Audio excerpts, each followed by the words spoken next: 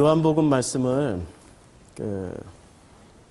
어느 구절을 하는 게 아니라 전체적인 오리엔테이션, 지금 요한복음 강의 6번째, 아마 한 2달 동안은 내내 개론만 해도 좀 부족하지 않을까라고 생각을 합니다.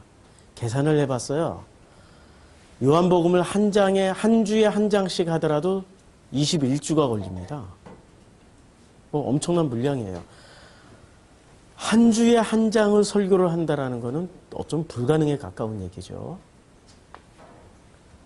그래서 지금부터 서둘러서 강의를 막 들어가야 되는데, 근데 그러기에는 우리가 서로 준비가 안 돼 있어요. 요한복음을 매주 한 번씩 읽어보세요라고 말씀드렸는데, 원래 뭘 잘하는 사람들은 처음부터 끝까지 변함없이 그냥 끝까지 해요. 근데 이제 뭔가를 조금 깨달았다고 생각하는 분들은 요령을 피우기 시작하는 거죠. 이거 뭐 한번 끝까지 다 안 읽어도 뭐 되겠지 뭐. 지난주에 읽었는데 뭐 대충 다. 이제는 요한복음 1장을 보니까 아이고 어떤 사건이 나오고 2장이 무슨 사건이 나오고 대충 다 기억나는데 뭘 하고 슉 패스. 이러면은 계속 개론만 하게 됩니다. 서로 맞아야 지금 이 본문으로 들어갈 수 있는 거거든요. 그래서 부탁을 드리는데 우리 프로시코마의 성도님들과 함께 인터넷으로 이 예배 말씀에 참여하는 우리 성도님들께 부탁드리는데, 요한복음 한 주에 한 장씩 꼭 읽어주십시오. 50번쯤 읽으면 50주쯤 지나가면요, 한 50번쯤 읽게 되잖아요. 예? 아니요. 요한복음 전체를 읽어야죠. 도저히 나는 못하겠다 그러면 한 장이라도 읽어오시라고요. 한 장이라도. 그런데 가능하면은 요한복음 전체를 읽어오시고요. 한 50번쯤 읽다 보면은 자기도 모르게 속독 능력이 생깁니다. 그래서 요한복음을 처음부터 끝까지 읽으면은 1시간 반 정도밖에 시간이 안 들어가거든요. 1시간 반. 천천히 읽어도 1시간 반이. 빨리 읽으면 1시간이에요. 그런데 한 50번쯤 읽으면은 요한복음을 전체 다 읽는데 10분밖에 안 걸리는 놀라운 체험들을 하게 될 것입니다. 믿어지십니까? 제가 체험자라니까요. 10분에 한 번씩 다 읽을 수 있어요. 저는 5분에 한 번씩 다 읽어요. 5분에 한 번씩 다 읽는다. 믿어지시죠? 예.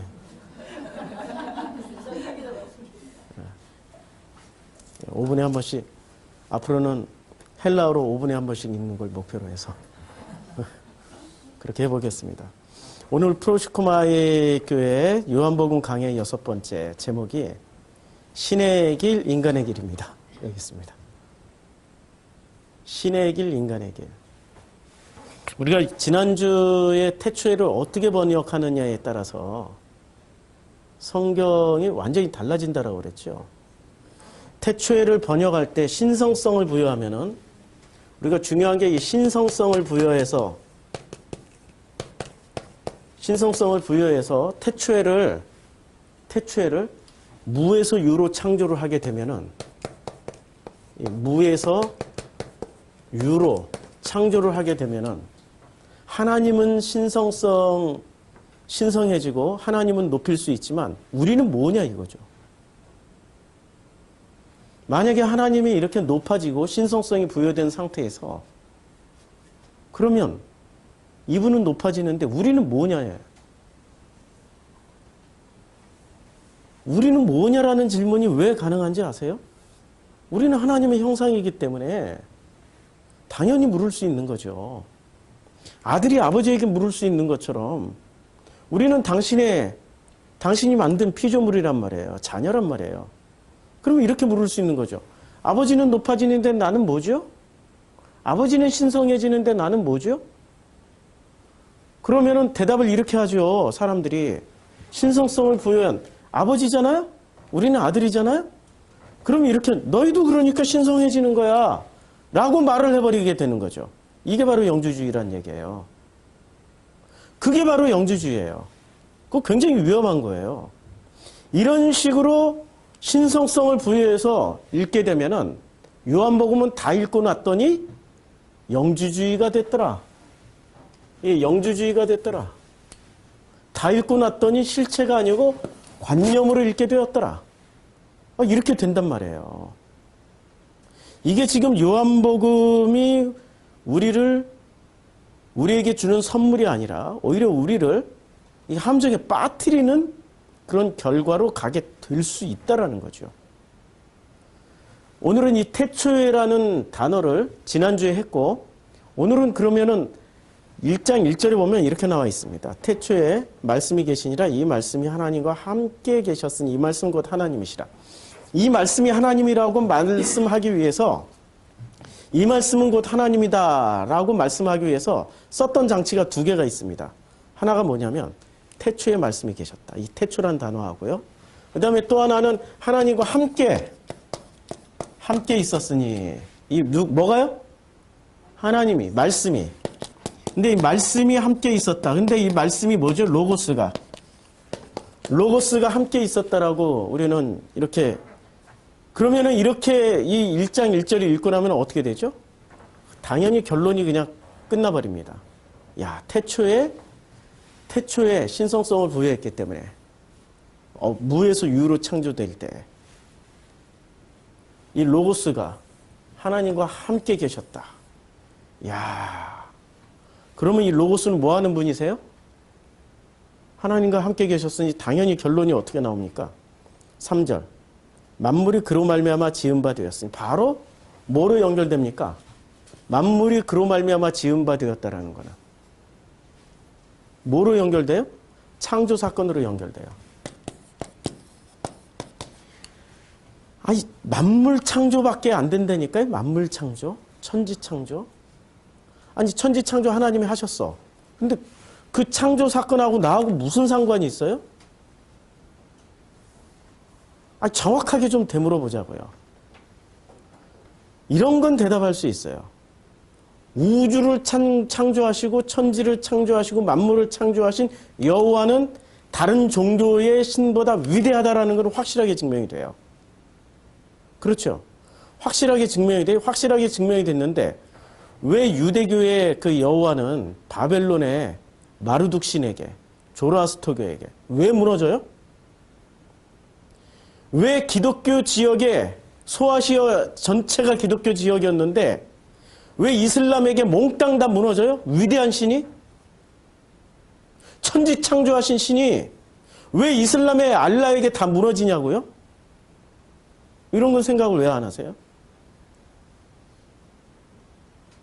왜 이스라엘 백성들이 그렇게 믿고 신뢰하고 따르던 그 하나님이 왜 이스라엘 백성들이 그렇게 사랑하고 원하고 신의 임재라고 믿고 굳건하게 지키고자 했던 예루살렘 성전을 왜 3번씩이나 박살을 내버리십니까? 그걸 하나님이 당신 손으로 무너뜨렸어요. 왜 그랬어요? 천지 창조를 중심으로 해서 하나님을 믿고 있으면 이런 것에 대한 대답을 할 수가 없어요.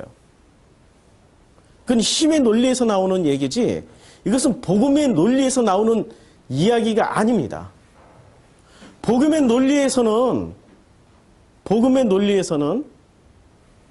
하나님은 위대하시다가 아니라 복음의 논리는 하나님이 나의 아버지시다라는 고백이 먼저 나와야 되는 거죠. 하나님은 위대하시다라는 고백은 지구상에서 가장 열심히 하나님은 위대하시다라고 고백하고 있는 종교 집단이 있습니다. 어느 종교죠? 이슬람이죠. 알라와 아크만.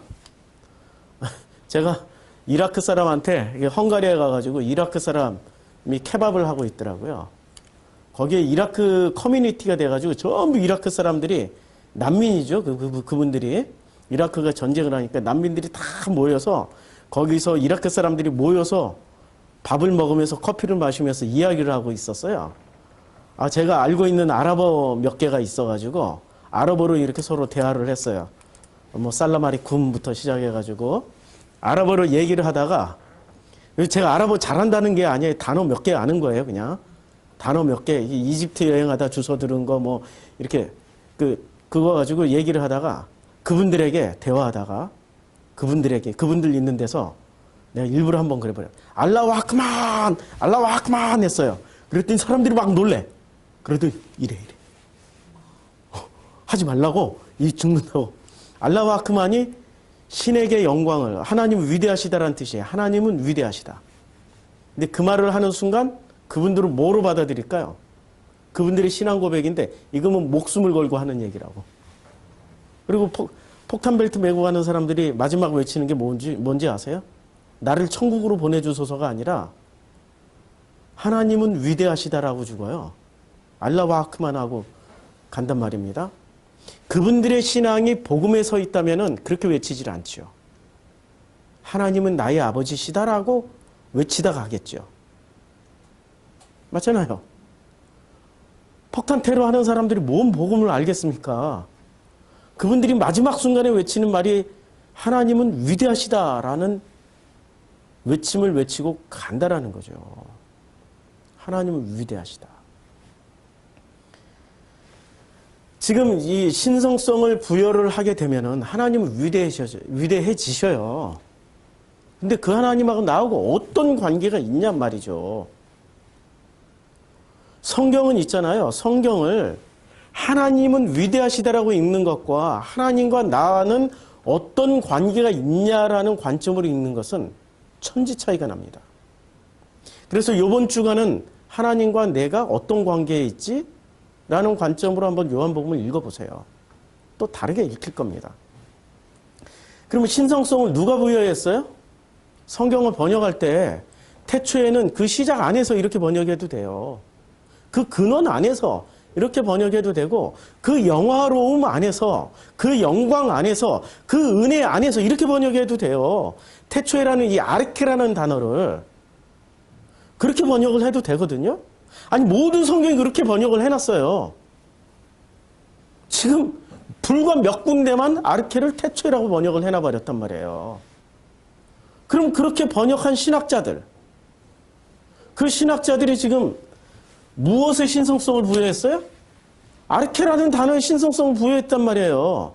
하나님이 부여한 거예요? 아니면 사람이 부여한 거예요? 사람이 신성성을 부여했으니 결론은 사람이 신성성을 누구한테도 부여해요? 하나님한테 부여했으니까 하나님한테 뭘 요구할 수 있어요? 하나님, 내가 당신을 위대하게 만들었으니 당신도 나를 위대하게 만들어주세요 라고 요구할 수 있는 거 아니에요? 논리적으로 보면. 요한복음을 이런 식으로 접근하면은 100% 요한복음은 영주주의로 갑니다. 지금까지 제가 이렇게 말씀드린 게 이해가 되죠? 이거 이해 못하면은 다음으로 넘어가기가 힘들어요. 이해를 해주셔야 돼. 이해를 못하시면은 지금까지 했던 한 5분 정도의 설교 분량을 거듭해서 들으셔야 돼요. 거듭해서 들으셔야지 이해가 됩니다. 안 그러면은 헷갈려요. 자, 요한복음은 사랑과 영주주의, 정말 본질이 뭐냐 이거죠. 요한복음은 지금 사랑을 이야기하고, 요한 문서 전체가 사랑을 이야기하고 있는 거 아시죠? 요한 1, 2, 3서 하나님은 사랑이시라. 요한복음 3장 16절 하나님이 세상을 이처럼 무엇하사? 사랑하사.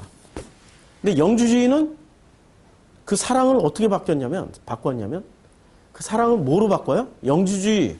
영주주의자들의 가장 큰 허점, 단점은 뭔지 아세요? 영주주의자들의 가장 큰 단점. 내가 하나님이야 라고 말을 하고 있는 그분들 이기심이죠. 그분들에게 우리라는 게 존재하지 않아요. 신이 되는 순간 신이 있잖아요.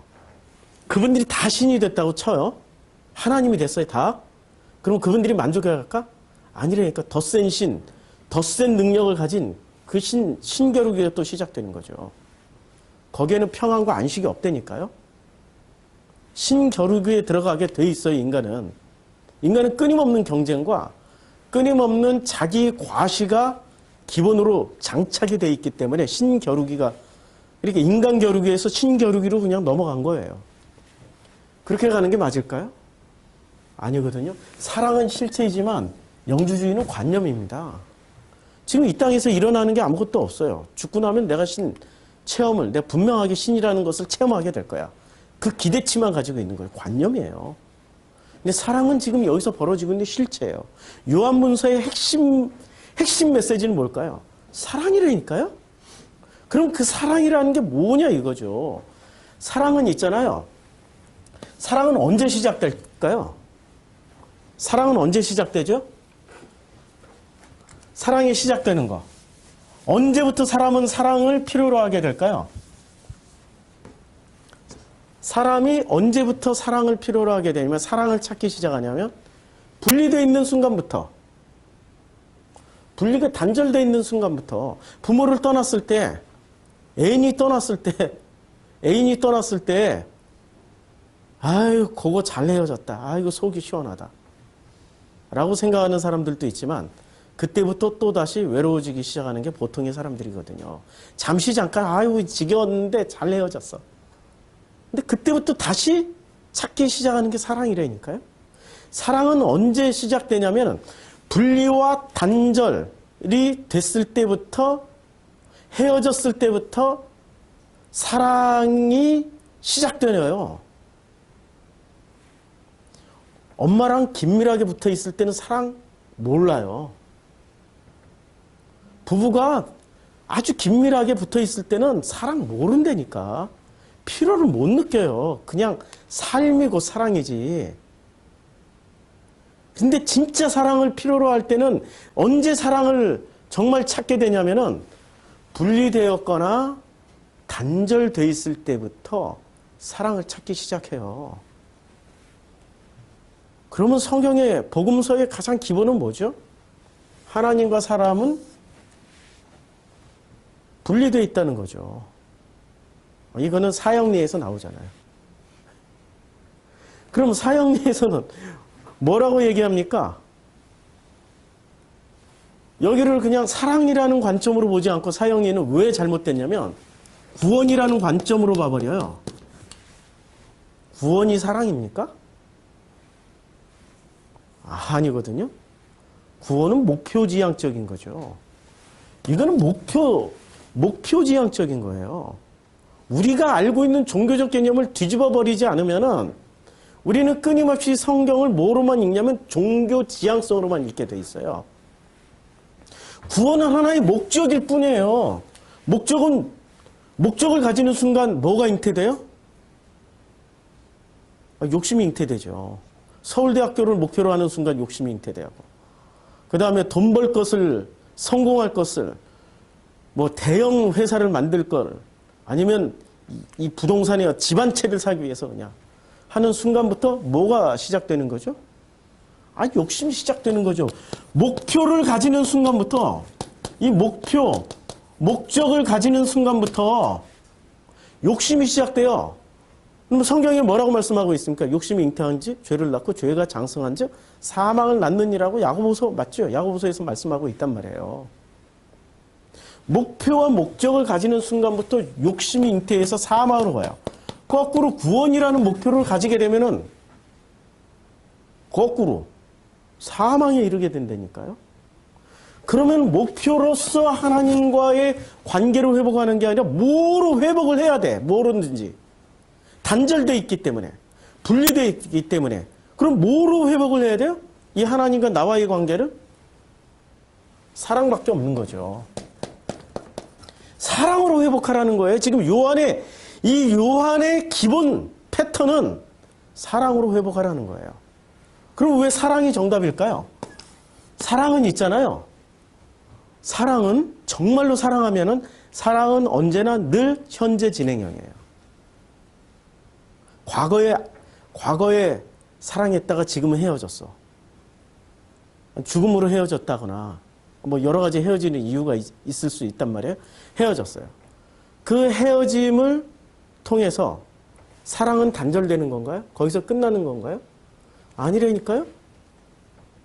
정말로 부득불 헤어졌을 경우에는, 죽음이 갈라놨을 때는, 죽음으로 인해서 헤어졌을 경우에는 가슴속에 넣어놓고 끊임없이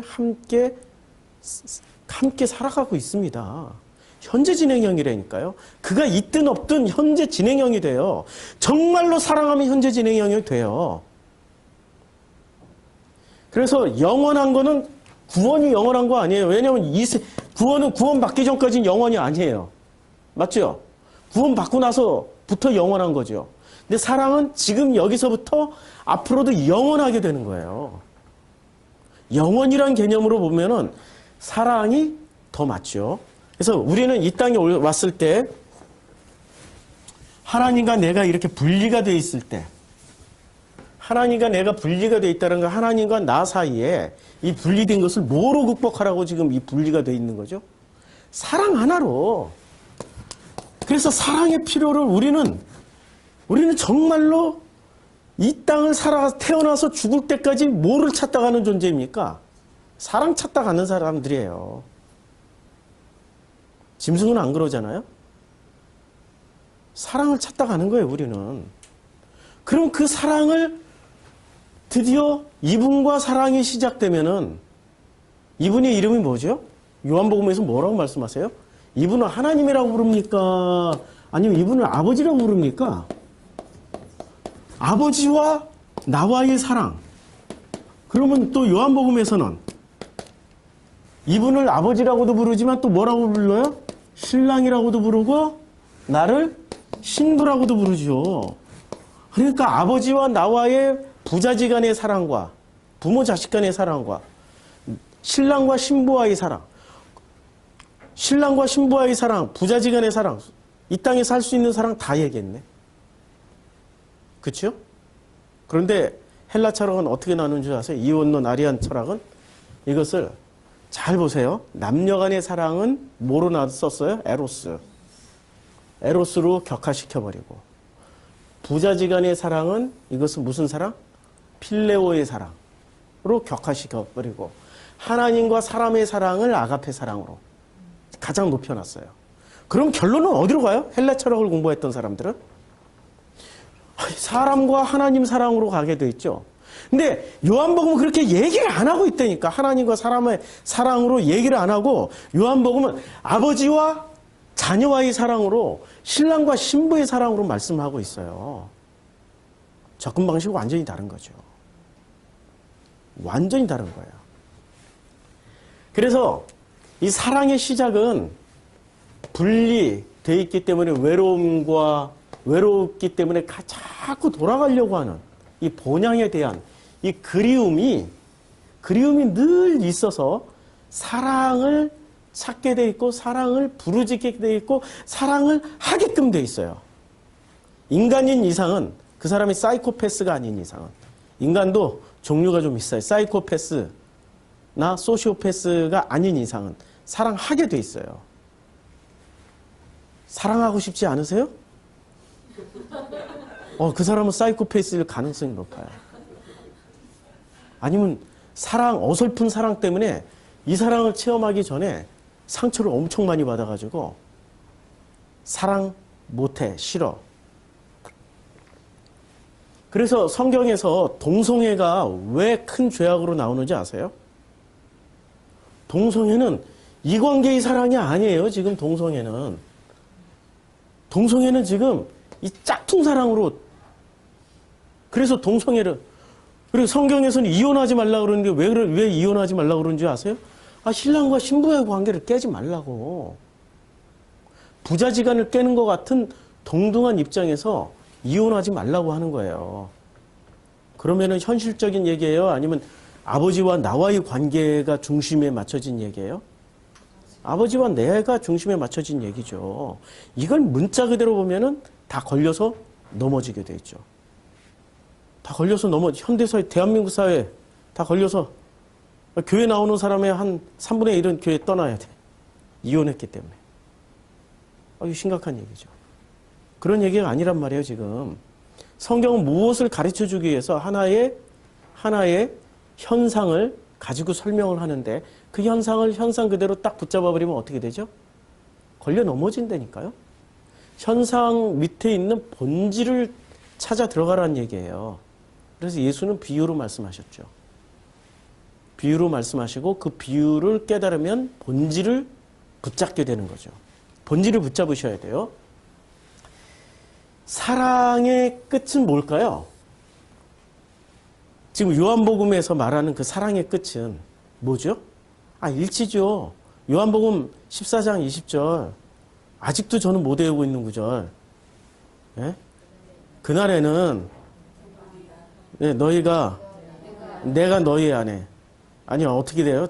왜 이렇게 나는 안 외워지는지. 너희가 내 안에, 내가 아버지 안에, 아버지가 너희 안에, 내가 너희 안에. 예. 아유. 예. 그게 뭐죠? 그게 사랑의 끝이라는 거예요. 일치란 얘기예요, 일치. 제가 왜 안 외워지냐라고 이렇게 되물어보니까 이게 논리적이지가 않은 거예요, 지금. 제 머리 구조는 논리적이면 바로 외워지거든요. 이게 논리적으로, 이게, 읽다 보면 너무 신비한 구절이에요. 마치, 출애굽기 3장 14절에서 당신의 이름이 뭐죠? 라고 물었을 때, 하나님이 당신의 이름을 계시를 해주시잖아요. 뭐라고 대답을 해주세요? 나는 나다. 나는 스스로 존재하는 자다. 스스로 존재한다라는 개념을 여러분들이 이해할 수 있습니까? 불가능해요. 불가능해. 스스로 존재하는 것은 우리 인간으로서는 생각해낼 수도 없고 생각할 수도 없는 개념이라니까요. 그런 도저히 내 머리를 넘어서는 어떤 이 비논리라고 해서 그게 논리가 아닌 건 아니에요. 우리가 무식해서 모를 뿐이지. 우리가 한 그레이드 업그레이드 되고 업그레이드 되면은 이게 진짜 논리적이라는 걸 나중에 알게 될 거예요. 그날에는 그래서 깨닫게 되는 거죠. 얼굴과 얼굴을 맞대고 보는 것처럼 분명하게 보게 될 것이죠. 그날을 기대를 하는데, 그런데 이 요한복음 14장 20절은 뭐 개념이 이런 거잖아요. 너희가 내 안에, 내가 너희 안에, 너희가 아버지 안에, 내가 아버지 안에. 이게 지금 무한 확장이야. 이게 꼬리에 꼬리를 물면은 이게 몇십 개로 변형이 돼요. 무한 변형이 된다는 얘기예요. 그러니까 누가 처음 시작이지? 누가 마지막이지? 아무도 몰라. 그럼 누가 밖에 있고 누가 안에 있지? 아무도 몰라. 이걸 읽다 보면은 진짜 설명 안 되는 말들이 너무 많아. 그런데 한 가지 분명한 건 그냥 하나가 됐다는 얘기야. 그게 일치죠, 일치. 박노해 시인의 시 사랑은 갈라선. 일치를 향한 확연한 갈라선. 일치를 향한. 그러면 사랑은 뭐죠? 아니 왜 아버지하고 나하고 왜 분리가 돼 있어요? 답 나왔잖아. 답 말씀드렸잖아. 하나님과 내가 왜 분리가 돼 있어요? 아니 분리라는 것에 왜 분리가 돼 있는지에 대해서 한번 질문을 던져보죠. 왜 분리가 돼 있죠? 우리를 벌 주기 위해서? 우리를 뭐 없인 여겨가지고? 인간을 아주 하찮게 여겨서 이렇게 던져버리신 건가? 왜 분리를 했죠? 아니 일치를 향한 확연한 갈라섬이라니까요? 일치를 향한 확연한 갈라섬이에요. 진우가 먼저 떠나고 났더니 세상에 진우가 잊어버리고 사라지는 게 아니에요. 지금 한 4년쯤 되니까 1년 차는 기억이 잘 안 나. 이상하게. 2년 차는 더 생각이 많이 나. 3년 차 엄청 생각나. 4년 차 무지하게 생각 많이 나. 그럼 10년 차는 훨씬 더. 왜 그럴까요? 분리돼 있는데, 분리돼 있으면 끝나야 되는데, 분리되는 순간부터 진짜 사랑하는 관계는 뭐가 되죠? 일치를 향한 서로 간의 노력을 하고 있다는 얘기예요. 그러니까 요한복음의 기본은 뭐가 돼야 돼요? 갈라져 있다가 시작돼야 되는 거죠. 갈라져 있다. 그러면 그 갈라짐부터 시작되는데 태초에 문자 그대로 한번 보자 그냥. 이 신학자들이 신성성을 부여한 걸 그대로 놓고 보자고요. 그럼 하나님과 예수가 함께 있었어요. 근데 예수가 이렇게 말씀이 육신돼서 왔어. 그래서 예수가 여기 왔어. 사람으로 왔죠? 그럼 이렇게 드디어 분리가 돼 있어요. 이거 왜 이렇게 분리를 시켜놨을까요? 요한복음 시작을. 목적이 뭐죠? 일치를 향한 확연한 확인을 위해서 오신 거죠. 그러면 예수가 오신 목적이 뭐예요? 아니 우리한테 뭘 가르쳐 주러 오셨어요? 아니 로고스가 오신 목적은 뭐예요? 예수가 로고스라고 그랬죠. 로고스가 오신 목적. 로고스가 오신 목적. 우리가 분리돼 있어. 그러니까 외롭고, 그러니까 그 번향을 향해서 그리움이 절절하잖아? 그러면 일치를 향해서 가야 되지? 아니, 로고스가 오신 목적은 이거란 말이에요. 로고스가 오신 목적은. 그럼 우리는 끝까지 요한복음을 읽을 때 뭐를 발견해야 될까요? 사랑이라는 걸 발견해야죠. 그런데 그 사랑은 일치가 목표인 사랑이에요. 일치를 다른 말로 하면 하나가 됨. 하나임이란 말이 있죠. 아시죠? 하나임. 하나임 교회도 있고. 하나인 것을 확인하는. 하나임을 확인하는 자리가 이게 사랑을 확인하는 자리예요. 그러면 하나임을 확인하는 자리가 뭐로 확인할 수 있죠? 하나님과 내가 하나가 됐어라고 생각하면은 단순히 하나님과 내가 하나가 됐어라고 생각하면 그 사람은 뭐가 돼요? 영주주의자가 되고. 그러면 영주주의자가 하나님과 내가 하나가 됐는데 왜 당신의 삶은 그렇게 엉망이요? 왜 그렇게 불행해지고 왜 그렇게 승질내고 왜 그렇게 사사건건이 만족도 없고 행복도 없는겨? 대답을 해보시라고. 이 영주주의자들아. 어? 대답을 해보시라고. 이 종교 영주주의자들아. 대답을 못한다니까요. 그런데 이 하나임을 일치를 향해서 뭐가 일치가 되는 거예요? 사랑은 언제 이루어져요? 얼굴과 얼굴을 서로 보면 사랑이 이루어지나? 아니, 얼굴과 얼굴을 서로 보는데 가면을 쓴 얼굴과 얼굴이야. 절대 사랑은 이루어지지 않죠. 그렇죠? 사랑은 언제 이루어져요? 가면과 가면을 맞대고 볼 때 이루어지는 게 아니고요. 가면이 다 벗겨진 얼굴과 얼굴, 진짜 가면이 다 벗겨진 맨얼굴과 맨얼굴. 그게 무슨 말이죠? 얼굴과 얼굴을 서로 맞대는.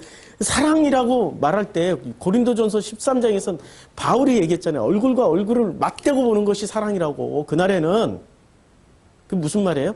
마음과 마음이 만나는 자리를 그렇게 표현하는 거죠. 마음과 마음이 만나는 거예요. 내 마음과 아버지 마음이 만나는 자리. 그러면 여기 이게 분리가 아니라 이제는 통이 되는 거죠.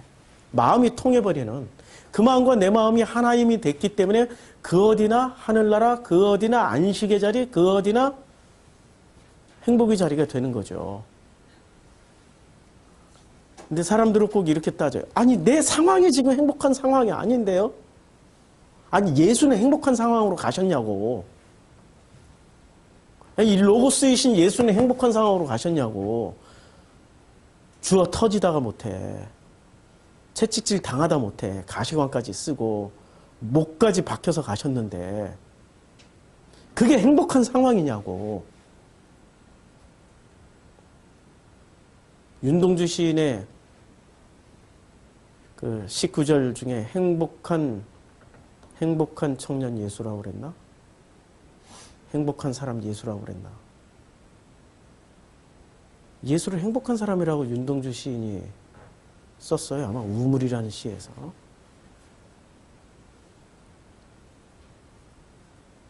그도 봤죠. 윤동주가 정말 행복한 삶을 산 사람이었습니까? 마지막에는 그 생체 실험실에서 돌아가셨어요. 생체 실험실 어떤 데인지 알죠? 마취도 안 하고 사람이 심장이 어떻게 뛰나 꺼내서 마취를 안 했을 때 반응은 어떻게 되는지. 이렇게 눈에 이렇게 눈을 향해서 핀으로 찌르면은 어떤 반응을 보이나. 이런 실험을 다 당하고 가신 분이 윤동주 시인이에요. 그런데 그는 그 생활 내내 우리가 생각하기에 그렇게 행복한 시간을 보냈던 분은 아니세요. 상황과 조건이. 일단 식민지 백성이었다는 것 때문에 너무나 불행했던 사람이었고. 그런데 그는 예수를 어떻게 해석했냐면 행복한 사람이라고 해석을 한 거예요. 자기하고 너무 비슷한 상황과 조건에 처했던 그 예수를 행복하다라고 생각을 한 거예요. 그건 뭐죠? 그건 신앙 고백이란 말이에요. 그런 신앙 고백을 할 수 있냐 이거죠. 신앙 고백은요, 아주 쉬워요. 뭔가를 포기를 할 시점에 있을 때 내 걸 포기하느냐, 아버지 걸 포기하느냐. 내 걸 포기하는 사람이었어요? 아니면 하나님의 것을 포기하는 사람이었어요? 아니, 이제까지 자기가 살아왔던 삶을 되돌아보라고요. 내 걸 포기하고 살았어요? 하나님 걸 포기하고 여기까지 살아남았어요? 하나님 걸 포기했으니까 살아남아 있지 지금. 하나님 걸 포기했으니까 살아남아 있는 거 아니에요. 예수처럼 하나님의 것을 선택하는 순간 이 잔이 내게서 떠나가기를 원하나이다. 그건 자기 거잖아요. 자기 걸 요구했잖아요. 그러나 내 뜻대로 마옵시고 아버지의 뜻대로 하시옵소서 하고 자기 걸 포기하고 하나님 걸 선택했어요. 그 순간 예수는 어떻게 됐어요? 가셨다니까. 오래 사는 게 좋은 게 아니에요. 언제나 제가 늘 말씀드리지만 아버지 걸 선택한 사람은 빨리 은퇴해버립니다. 성경에 제일 오랫동안 제일 질기게 나오는 사람들일수록 진짜 질긴 인간들이에요. 구약 성경에서 제일 길게 최장 제일 많이 나오는 분이 누구신지 아시죠? 누구시죠? 예, 야곱. 그분이 정말 질기신 분이세요. 끝까지 자기 거 선택하잖아. 아니, 그분은 은퇴하시기 직전까지 자기 거 선택해요. 그럼 신약 성경에서 제일 질기게 오래 나오신 분, 제일 많이 등장하신 분. 이름은 거론하지 마세요. 잘못하면 두드러 맞아요. 참, 그게 좋은 게 아니라니까요. 내 걸 선택하면 오래 살아남아요. 하나님 걸 선택하는 순간 빨리 간다니까요. 그러니까 오래 살아남은 사람은 또 역으로 이렇게 생각하면 되죠. 하나님 걸 선택할 수 있는 기회를 줄 테니까 좀 더 살면서 잘 생각해봐. 기회를 부여받은 거예요. 감사한 거죠. 자, 그래서 요한복음은 있잖아요. 제가 물어볼게요. 요한복음은 인간학입니까? 아니면 신에 관한 신학입니까? 신학이라는 것은 신을 높여놓고 신을 연구하는 학문이고요. 인간은 한마디로 말하면 나를 연구하는 학문이에요. 요한복음은 인간학의 관점에서 쓰여졌을까요? 신학의 관점에서 쓰여졌을까요? 예, 대답이 종교적 습성이 있는 분들은 신학.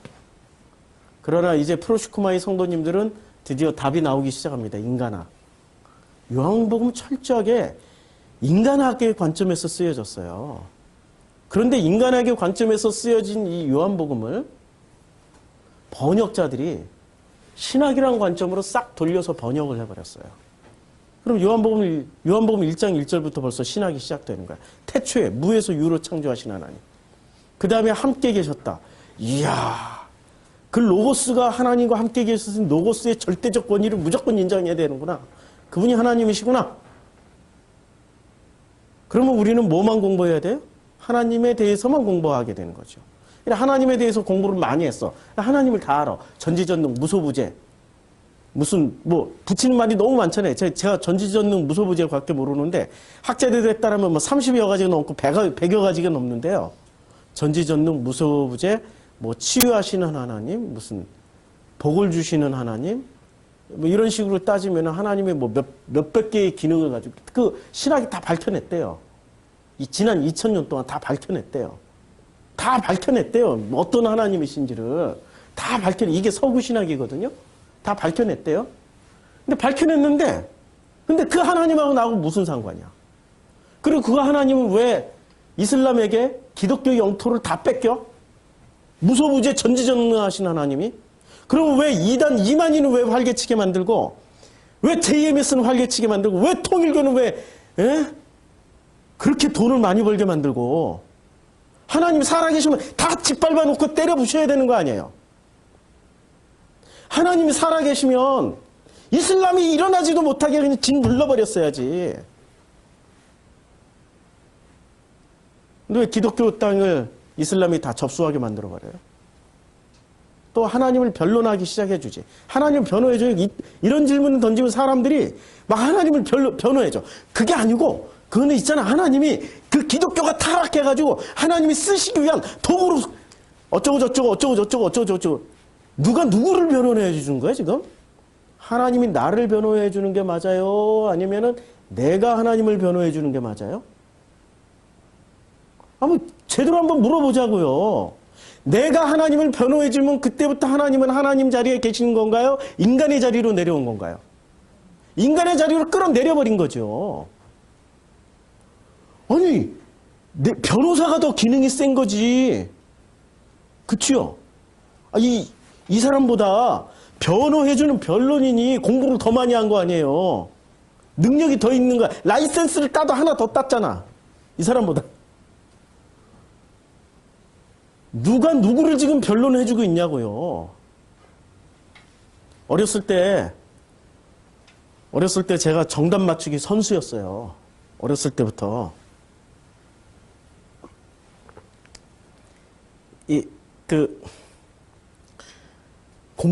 공부 잘하는 사람이 서울대학교 들어갈까요? 정답을 잘 맞추는 사람이 서울대학교 들어갈까요? 그렇죠. 공부 잘하는 거 다 필요 없어요. 정답만 잘 맞추면 돼. 공부 잘하는 사람이 사법고시 학교 갈까요? 정답을 잘 맞추는 사람이 사법고시 학교 갈까요? 그럼요. 정답만 잘 맞추면 사법고시 들어간다니까. 공부 잘해봐야 필요 없다니까요. 자, 공부 잘하는 사람이 박사학위 딸까요? 아니면 정답을 잘 얘기하는 사람이 박사학위를 더 잘 딸까요? 박사학위 안 해봐서 모르시죠? 여기 답이 안 나오는 거 보니까. 정답을, 그 지도교수가 원하는 정답을 잘 얘기하는 사람이 박사학위를 훨씬 잘 받아요. 자, 그러면 문제가 생겼네? 공부를 잘하는 사람은 뭐야, 그러면? 공부를 잘하는 사람은 뭐야? 사법고시 패스도 못해. 공부를 잘하는 사람이 사법고시 패스도 못해. 어디 원하는 대학도 못 들어가. 박사학위도 못 받아. 자, 다시 한번 물어볼게요. 이제 여러분 앞에 선택을, 이게 모세처럼, 그 매트릭스의 모세처럼 빨간 약과 파란 약을 이렇게 드리면서, 자, 공부 잘하는 걸 선택하시겠습니까? 정답을 잘 맞추는 걸 선택하시겠습니까? 예, 앞으로 살아가는 여러분들에게 기회를 드리는데, 정답 잘 맞추는 사람이 되길 원하세요? 아니면은 공부를 잘하는 사람이 되길 원하세요? 선택해 보세요. 예, 최영희 성도가 대표로 얘기했어요. 정답 잘 맞추는 사람. 다 동의하세요? 예? 지금 왜 호불호가 갈려요, 여기서? 자신있게 얘기를 하세요. 정답 잘 맞추는 사람이 좋아요? 아니면은 공부 잘하는 사람이 좋아요? 공부 잘하는 사람이 좋아요? 예. 공부 잘하는 사람이 좋다고 생각하시는 분들은 있잖아요. 인생을 좀 많이 이렇게 돌아 가실 각오가 돼 있는 거죠. 돌아 가실 각오. 정답은 직진으로 지름길로 단시간에 빨리 들어가게 만들어주는 거거든요. 벌써 이런 질문 하나만 하더라도 우리 머릿속에 혼란이 막 일어나는 거죠. 내 가치관이 충돌이 일어나는 거예요, 지금. 내가 어떤 가치관을 붙잡았느냐. 최영희 성도는 성공의 가치관을 붙잡았어. 정답만 찍고 빨리 가기를 원하는 거야. 근데 돌아가더라도 가겠지 하는 느긋한 마음이 있는 분도 있어요. 언젠가는 가겠지. 돌아가더라도. 자, 정답은 각자에게 맡기지만 제가 이 질문을 왜 드렸냐면은 사람이 관점이 바뀌지 않으면요. 공부를 아무리 잘하더라도 정답을 못 맞춰요. 제가 한때 이 대학교 다닐 때는 가방 안에 책이 늘 내 가방 안에는 책이 늘 4권에서 10권을 들고 다녔어요. 믿거나 말거나. 중고등학생들보다 더 무겁게 들고 다녔어요. 왜 들고 다녔는지 아세요? 아무 때나 책을 읽어야 되니까. 하루에 그만큼씩 읽었으니까. 저는 공부를 많이 한 사람이죠. 공부를 많이 한 사람인데 문제는 정답도 잘 맞춰. 심지어는 공부를 하면은 이게 시험 문제가 어디서 나올지 나 그냥 직감으로 알아. 대학교 시험은 보통 이 정도 두꺼운 책 한 권에서 나오잖아요. 어떻게 시험 문제를 맞? 이거 다 읽어. 공부 잘하는 사람이 이거 다 읽어야 돼. 일단 한번 다 읽지만 그러나 시험을 보려면 어느 부분은 외워야 되거든요. 딱 내가 원하는 데 펴서 읽으면 바로 그 다음에 시험 문제가 거기서 나와. 신비한 능력이 생긴 거예요. 정답을 잘 맞추는 능력. 그런데 정답을 잘 맞추는 능력이 왜 생겼냐면 관점이 바뀌니까 생기는 거예요. 관점을 바꾸니까. 옛날에 지하철 탈 때 띠리리리리링 울리고 나서 승객 여러분, 지하철이 지금 뭐 전동차가 들어오고 있으니 승객 여러분께서는 안전선 밖으로, 노란 선, 안전선 밖으로 한 걸음 물러나 주시기 바랍니다. 기억하세요? 예. 근데 지금은 바뀌었어요, 멘트가. 안전선 밖으로 나가라고 할 때는 그 안전선이 누구를 위한 안전선이죠? 전철이에요, 사람이에요? 아니거든요. 안전선 안에 누가 들어가 있어요? 지하철. 안전선 밖으로는 누가 나가 있어요? 그러면 누가 안전하게, 사람이 안전하게 지금 기다리는 주체가 지금 누구예요? 지하철. 내가 아니라니까? 우리 몰랐죠? 아니, 우리 일상생활에 그렇게 있는 수많은 것들인데 기준점이 어디 있냐는 거죠. 지금은 바뀌었어요. 지금 바뀌었어. 노란 선 밖으로 나가라는 소리를 안 해요. 예. 그냥 노란 선 안에 들어가 있든지 밖에 들어가 있든지 노란 선이 기준이 돼 있는데 사람이 기준이 아니라 전철이 기준이 돼버린 거예요. 기다리는 나 입장이 아니고. 근데 우리는 그런 걸 전혀 인식하지 못한 채 우리는 그냥 살아가요. 성경을 읽을 때 그런 식으로 읽으면 100번, 1000번을 읽어도 절대로 성경 안에서 정답을 찾을 수가 없어요. 내 머릿속에 있는 관점이 바뀌어야 돼요. 그럼 내 머릿속에 있는 관점이 빠져야 성경을 한 100독을 할 거란 말이에요. 우리 요한복음. 100독 하는 사이에 답을 찾아갈 수 있단 말이에요. 근데 내 머릿속에서 빠져야 되는 관점이 뭐죠? 이거예요. 신학이냐 인간학이냐. 우리는 이제까지 신학으로 성경을 읽었단 말이에요. 신을 찾아가는 학문으로. 아니라니까요. 성경은 인간학을 얘기해주는 책이에요. 창세기 1장. 자, 창세기 1장에 보면 창세기 1장의 핵심 구절이 뭐라고 생각하십니까? 창세기 1장이. 태초에 하나님이 천지를 창조하신 게 핵심 구절이에요? 아니면은 하나님이 사람을 당신의 형상으로 만드신 게 핵심 구절인가요? 아니면 1장 마지막 절에 31절에 하나님이 지으신 그 모든 것을 보시니 보시기에 심히 좋았더라. 저녁이 되고 아침이 되니 이는 여섯째 날이라. 이게 핵심 구절인가요? 창세기 1장으로 놓고 보면. 잘 모르겠죠. 어느 관점에서 보느냐에 따라서 달라지죠. 신학의 관점에서 보면은 뭐가 제일 중요시해요? 첫 번째, 태초에 하나님께서 천지를 창조하시니라. 이게 제일 중요하겠죠. 신학의 관점에서는. 인간학의 관점에서 보면은. 우리가 사람이 하나님의 형상대로 창조되었다. 그러면 신학과 인간학을 짬뽕해서 보면은 31절. 하나님이 지으신 그 모든 것을 보시니 보시기에 심히 좋았더라. 저녁이 되고 아침이 되니 이는 여섯째 날이니라. 벌써 신학의 중심으로 보서 그 신을 중심으로 해서 보느냐 아니면 나라는 인간을 중심으로 해서 보느냐에 따라서 성경의 핵심 구절이 달라진다니까요. 요한복음을 신학으로 놓고 보면은 요한복음의 핵심 구절은 뭐가 되겠어요? 1장 1절이지. 태초에 말씀이 계셨으니 이 말씀은 하나님과 함께 계셨다. 이렇게 태초 1장 1절이 시작되는 거죠.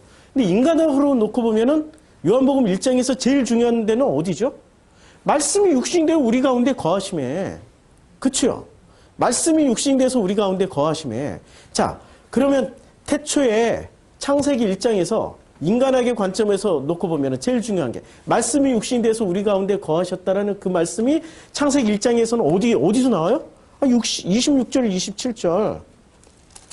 26절, 27절. 하나님이 이르시되 우리의 형상을 따라 우리의 모양대로 우리가 사람을 만들고 그들로 바다의 물고기와 하늘의 새와 가축과 온 땅과 땅에 기는 모든 것을 다스리게 하자 하시고 하나님이 자기 형상 곧 하나님의 형상대로 사람을 창조하시되 남자 여자를 창조하시고 그 인간이 이렇게 창조된 사람이 요한복음에서 어디서 등장을 해요? 1장 14절에서 등장한다니까요. 요한복음 1장 14절 한번 다 함께 읽어볼까요? 요한복음 1장 14절.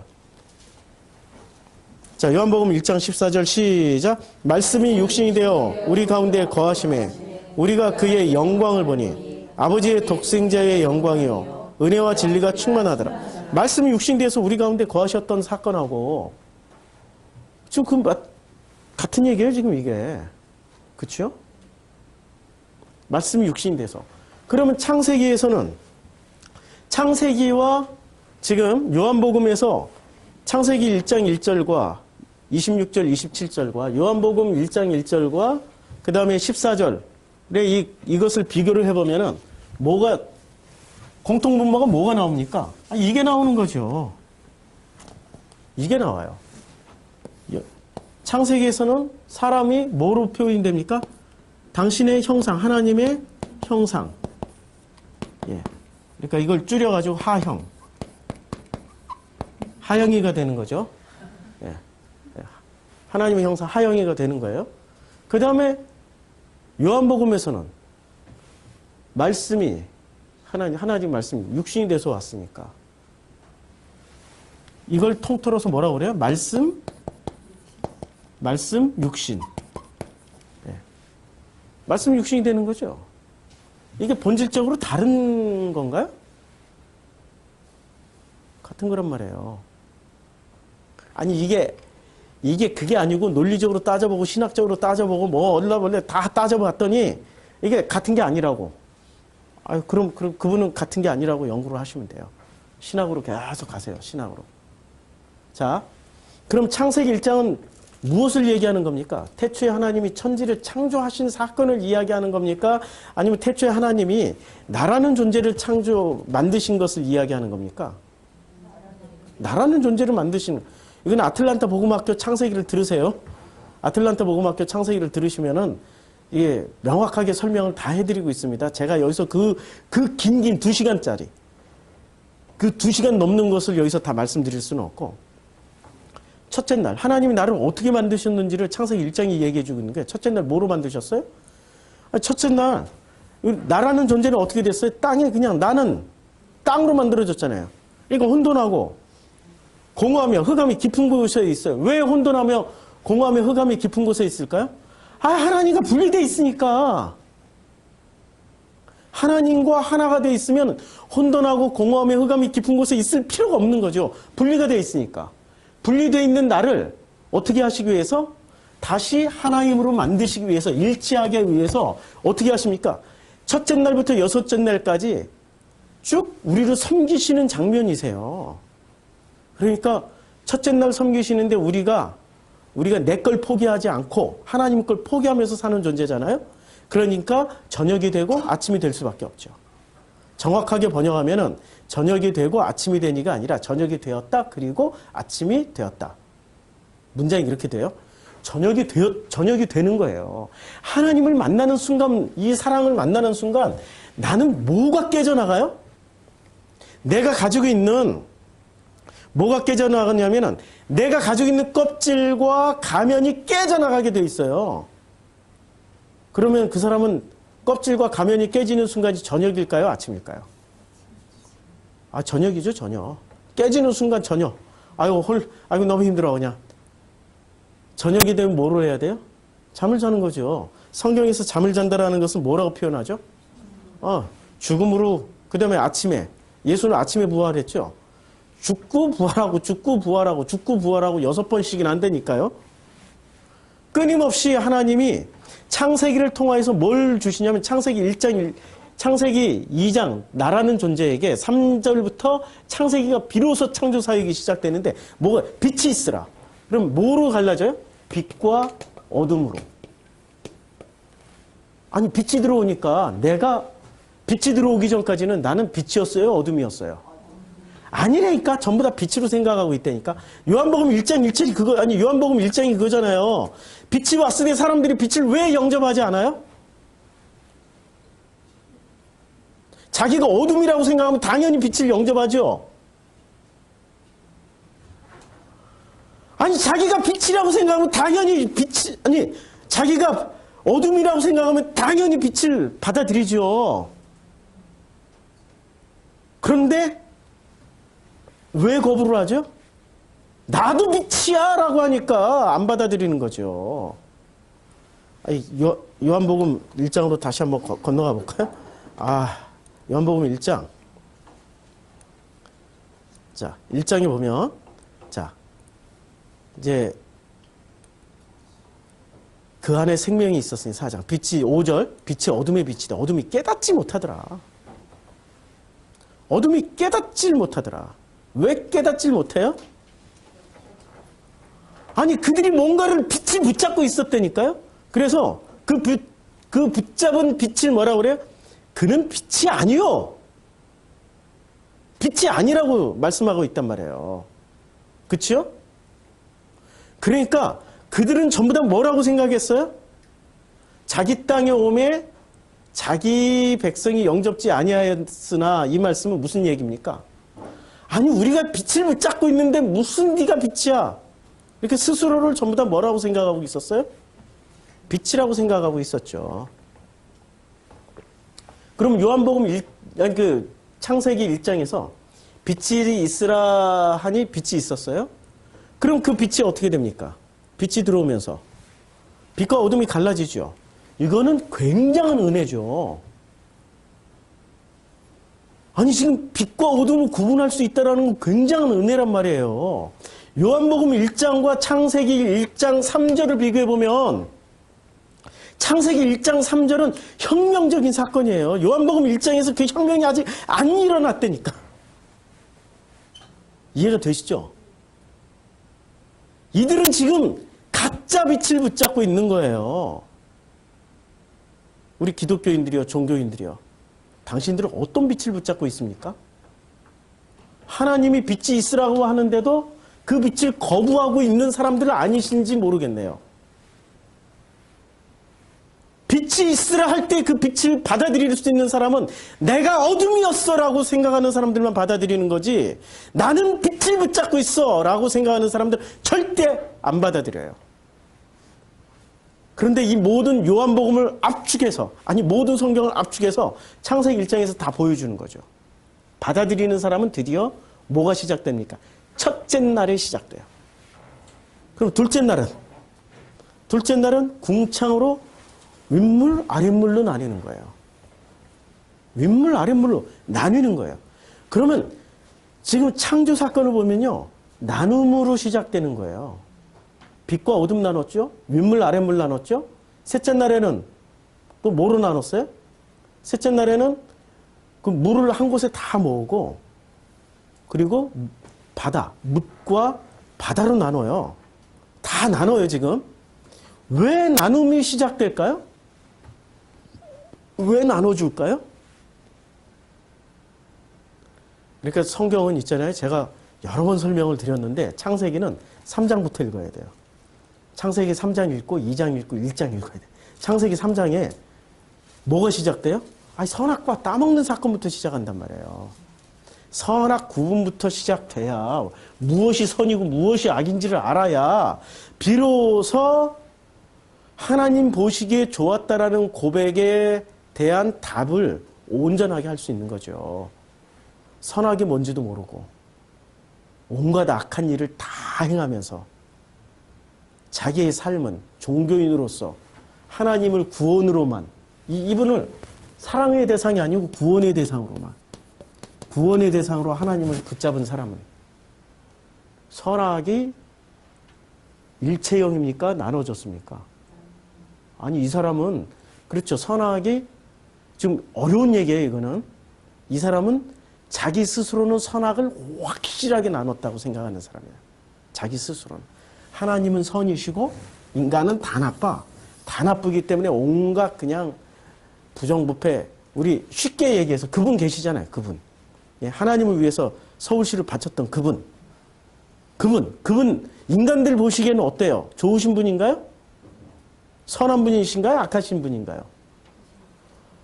이야, 난 세상에 우리 아니 대한민국 아니 고구려 통일신라 고구려 아니 통일신라 고려 조선시대 그 다음에 지난 대한민국 역사를 다 통틀어 가지고 와 그렇게 위대하신 도둑님은 처음 봤어.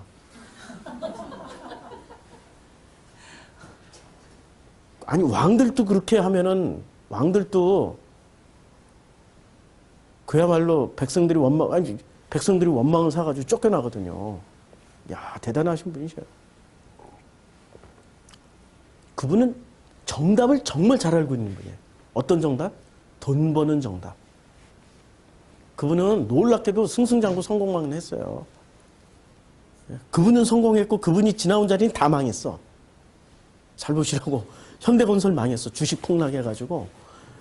그때 당시에 주식 샀던 사람들 막 그 폐가 망신하고 자살한 사람도 생겨나고 서울시 맞고 나서 서울시 그냥 빚을 가득 져놓고 대한민국 맞고 나서 대한민국의 빚을 엄청 폭탄 투하해 놓으시고 그분이 지나온 자리는 전부 다 처절하게 박살났는데 그분은 계속해서 승승장구. 그분은 정답을 정말 잘 찾아가시죠. 이 돈의 귀재세요. 아, 뛰어나신 분이요. 그분에게 있어서 선악은 뭐죠? 돈이 선악이에요. 돈이 선이고 돈 없으면 악이야. 그런 식의 구분을 가지고 있으면은 아무리 정답을 찾아간다 할지라도 그 정답은 정답이 아닐 가능성이 매우 높죠. 그렇죠? 선악과라는 것은 선악을 따먹음으로 인해서 우리가 무엇처럼 돼요? 하나님처럼 되는 거죠. 그럼 선악이 생명으로 바뀌면 하나님처럼 되는 게 아니라 일체형이 되는 거죠. 창조주 하나님이 된다는 얘기가 아니라 그 마음을 갖는다는 얘기예요. 그렇죠? 자, 그런 관점에서 보면은 창세기 1장은 첫째 날부터 여섯째 날까지 누구를 만드시는 사건입니까? 나 자신을 만드는 사건이라니까 그게 신학이에요, 인간학이에요. 창세기 1장은 철저하게 인간학이에요. 나를 만드시는 사건이라니까 나를 만들어 가시는 사건? 그럼 요한복음 1장은 철저하게 어떤 관점에서 보면 이해가 돼요? 인간학의 관점, 나를 만드시는 사건으로 보셔야죠. 나를 어떻게 만들어 가시는지. 나를 만드시기 위해서 뭐가 오셨어요? 로고스가, 예수라고 빼고 일단, 로고스가, 말씀이, 아니, 사람에게 왔다니까요? 그런데 창세기에서는 그가 어떤 형상, 하나님의 형상으로 왔고, 로고스가 이 또 내려와서 우리와 함께 거하셨다라고 그랬어요. 우리와 함께. 그렇죠? 그럼 로고스가 함께 있는. 그럼 나라는 존재는 뭐를 가지고 있어요? 로고스가 있어요. 그러면 그 로고스를 제일 먼저 뭐부터 시작해야 돼요? 빛이 오면은 그 빛을 받아들이기 위해서는 뭐부터 해야 돼요? 아니, 내가 선인지 악인지 알아야 될 거 아니에요. 내가 어둠인지 빛인지 알아야 될 거 아니에요. 그런데 사람들은 선인지 악인지 알기 이전에 먼저 가짜 빛을 하나 붙잡았다니까. 가짜 빛. 작아. 짝퉁을 진짜라고 믿고 있으면 그 사람에게 진짜 샤넬을 주면 샤넬을 만족해하면서 받을까요? 아니, 짝퉁 1억 원짜리, 이거 1억 원짜리라고 진짜 이 가방이 1억 원짜리야, 1억 원짜리. 짝퉁인데 1억 원짜리. 누군가에게 진짜라고 선물을 받았어, 1억 원짜리. 그런데 샤넬보다 좀 못한, 있잖아요. 그 샤넬보다 좀 못한 가방이 뭐가 있을까? 그런 게 있어요, 그냥. 근데 그런 거 100만 원짜리하고 바꾸자면 바꾸겠어요? 안 바꾸죠. 이게 정품인데, 이건 진짜 정품인데, 이건 짝퉁인데 안 바꾼다니까요? 빛이 왔어. 근데 그 빛을 거시기로 보이는 거야. 내가 가지고 있는데 진짜 빛인 것처럼 보인다니까요? 내가 가지고 있는 걸? 그 가지고 있는 게 내려져야 비로소 그 빛을 받아들이는데 언제 내려집니까? 선악이 분명해져야 내려진다니까요. 그게 바울의 고백이잖아요. 그래서 내가 의를 더하려고 하나님을 알려고 내가 죄를 더하겠느냐. 이해가 되죠? 예? 이해가 되죠? 그러니까 이 빛을 받아들이기 위해서는 제일 먼저 하나님을 공부할 게 아니라 누구부터 공부해야 돼요? 나부터 공부해야 된다니까. 나부터 공부하기 위해서 창세기 1장은 철저하게 분리를 해요. 빛과 어둠을 분리하듯이 물과 물을 분리하듯이 철저하게 분리를 해요. 철저하게 분리를 하고 그리고 뭐를 가르쳐 주시는 줄 아세요? 그 분리를 통해서 질서를 부여를 합니다. 그럼 질서가 들어오면 뭐를? 질서는 한마디로 질서의 또 다른 표현. 질서의 또 다른 표현은 법이에요. 법이 들어오는 거죠. 선악이란 개념이 들어오는 거죠. 선악을 알아야 비로소 내가 어떤 존재인지를 알 거 아니에요. 선악의 정점에 서봐야 아 이게 하나님처럼 되는 학문이구나 지식이구나 이런 걸 알게 되는 거죠. 근데 선악의 정점에 서보지도 않고 어떻게 알겠어요? 그렇죠? 제가 옛날에는 무조건 선악은 나빠 그냥 선악은 생명이 덮여야 돼 뭐 이렇게 얘기를 했는데 선악 지식을 모른 채 생명으로 훌러덩 건너간 사람은 확인해 봐야 돼요. 그래서 애굽에서 400년을 이빠이 살아야 그 다음에 출애굽을 하는 거지. 애굽에서 400년도 채 안 살고 출애굽을 해보면은 자꾸 400년 동안이나 살았는데도 불구하고 자꾸 과거를 되돌아보면서 아 마늘이 있고 파가 있고 부추가 있고 거기에 갔더니 무슨 뭐 고기도 먹었고 그런 소리를 하게 된다니까요. 지금 창세기 1장과 요한복음 1장은 해주는 얘기가 관점이 어디 있냐는 거죠. 앞으로 이제 이번 한 주간 동안 읽을 때 요한복음을 신학으로 읽을 것이냐 인간학으로 읽을 것이냐 한번 관심을 좀 가져서 읽어보시라고요. 그러면 인간의 최고의 정점은 뭐죠? 나라는 존재의 최고의 표현은 뭐예요? 지난 시간에는 꽃을 피우라고 그랬잖아요. 지난주 설교는 꽃을 피우라고 기억하시죠? 그럼 내 꽃을 피우는데 뭐로 꽃을 피워요? 돈 버는 걸로? 성공하는 걸로? 꽃을 피우라고 그랬더니 전부 다 자기 속에 있는 가짜 빛으로 꽃을 피우려고 그래. 돈 버는 거, 성공하는 거, 구원받는 거 그냥 종교적으로 그야말로 종교는 목표지향적이 뭐죠? 거룩, 성결, 성화잖아요. 아니 성결, 성화된 인간하고 군자하고 뭐가 달라요?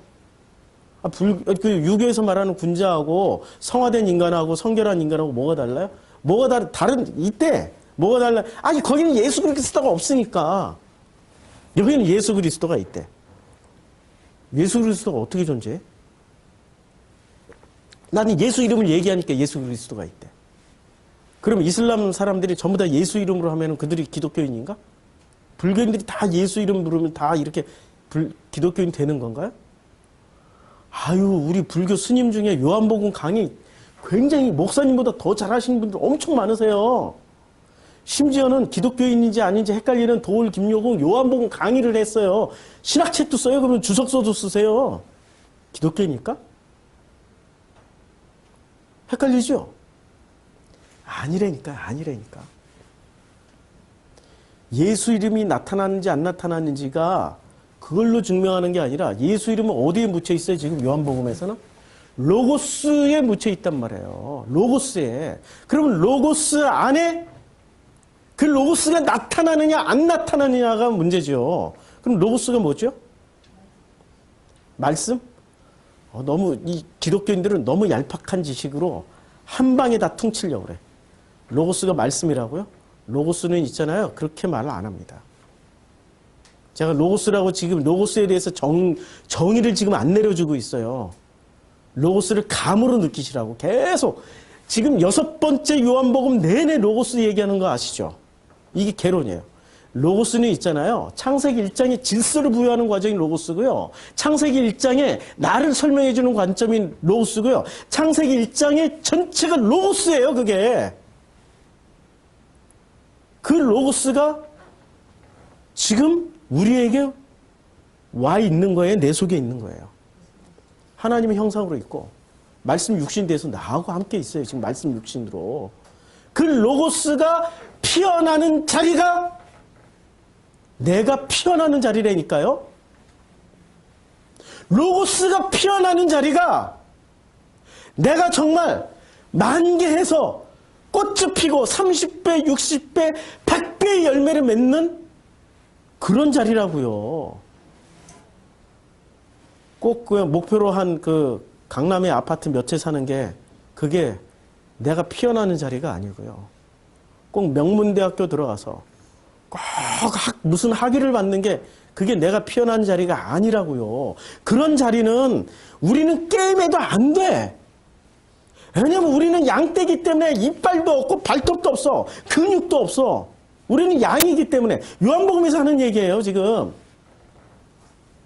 그런데 그 세속적으로 성공을 위해서 달려가는 사람들은 힘도 뭐로 취했어요? 쥐어 아우 숨 차서 못해. 조금 더 세게 해야지 영빨이 오는데 쥐어 없어서 해가지고 하나님도 뭐로 취해버려요? 자기 힘으로 취한다니까. 자기 성공하는데 자기가 뭔가를 하는데 하나님을 끌어다 써버려요. 그러니 그들의 근육은 얼마나 강해요. 그러니 그들의 이빨은 뭐로 무장을 했어요? 인간학으로 무장한 게 아니라 신학으로 무장을 했다니까요. 남을 물어 죽이고 남의 거 뺏어도 당연한 거야. 하나님이 허락해 줬으니까. 너희들은 기독교인이 아니니까, 나는 기독교인이니까, 너희들은 이슬람이고 너희들은 불교고 너희들은 동성애자니까 내가 다 뺏겨. 하나님이 저주했기 때문에 내가 저주 확 내려버릴 거야. 막. 이러고 다 뺏어가. 이게 지금 이제까지 신학의 비참한 역사였잖아요. 신학은 그리로 간다니까요. 신학은 반드시 힘을 끌어다 쓰게 만들어주는 정보를 제공해줘요. 요한복음이 영주주의의 복음이 안 되기 위해서는 어떻게 되냐? 인간하게 돼야 돼요. 그럼 인간학의 정점에는 뭐가 있을까요? 인간학의 정점은 사랑이에요. 로고스가 어떻게 피어나요? 아니, 로고스의 핵심이 뭐냐고요. 요한이 정리한 로고스의 핵심은 사랑이라니까. 하나님은 사랑이시라. 아니, 요한복음 1장 1절이 뭐예요? 태초에 말씀이 있었으니 말씀이 하나님과 함께 계시니 이 말씀이 곧 하나님이시라. 그럼 그 하나님이 뭐예요? 사랑이시라고 그랬죠? 그러니까 로고스가 뭐라고요? 사랑이라고요. 사랑이라고. 그러면 사랑을 아십니까? 여러분 속에서 사랑이 피어나야 돼요. 근데 그 사랑이 가짜 빛을 붙잡은 사랑이냐? 아니면 진짜 빛이 들어온 로고스의 사랑이냐? 이거 묻는 거예요, 지금. 진짜 로고스의 사랑일까요? 아니면 가짜의 빛을 붙잡고 그 빛이 진짜 사랑이야! 라고 우기고 있는 그 사랑일까요?